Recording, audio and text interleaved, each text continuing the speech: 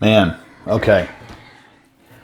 Okay, your son was placed in a different school after you requested administrative transfer because your son was attacked and strangled by another student. Okay. Since then, the schools made you responsible for transportation. Is it possible to request for transportation accommodations in his IEP? Of course. Transportation is a right. Now, at the same time, what they're going to say is that they have every capability of providing your child a free and appropriate public education and keep him safe, even though they didn't do it. And what I love about schools is that, they keep wanting a second bite or a third bite or a fourth bite of the apple. They screw up twice, three times, four times. And then when you ring their bell and when you come in and sit there and say, I've had enough of this, then they sit there and say, no, but this time we're serious. This time we'll protect your kid.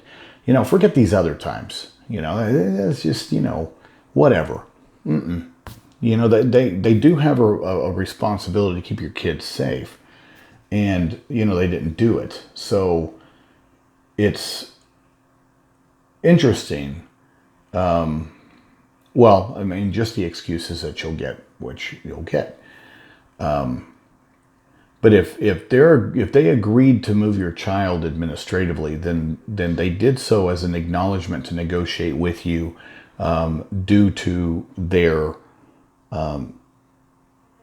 missteps, mistakes, or whatever it is with your child, either with regards to the IEP program, protecting your child, it doesn't matter.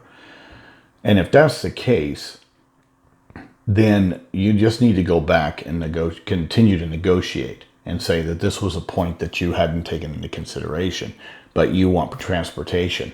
And if they cannot provide transportation as far as where you live, or they won't, then they need to reimburse you the mileage at the federal rate, which I think is 56 cents a mile.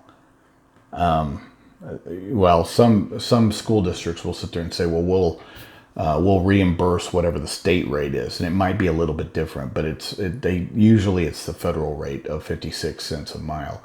And if that's the case, that's what I would do. And it is a negotiation. But I can almost promise you they're going to tell you, well, this was your decision. Well, no, this is where you need to stand your ground and say, no, we're negotiating. I don't want to take this further, but there was an acknowledgement that you guys dropped the ball with regards to protecting my son and giving him a free and appropriate public education with regards to his services.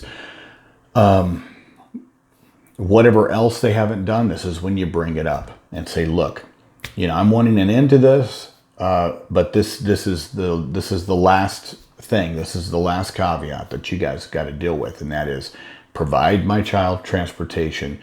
And if they won't, and if you're able, if you work and both of you work, whatever, then they need to figure it out.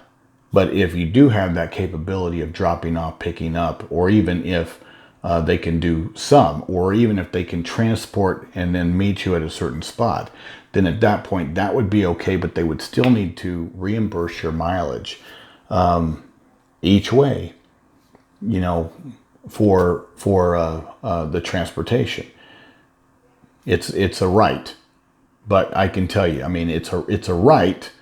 And yes, they're the ones that moved him, but I can already tell you their excuse. And I'm just sort of telling you how you get over their excuse. Yes, they agreed to your request, but they agreed to your request because of their missteps, their mistakes, their screw-ups. Okay. That's why you're at this new location. So therefore, transportation then becomes part of the discussion, part of the negotiation, and part of the determination. Okay?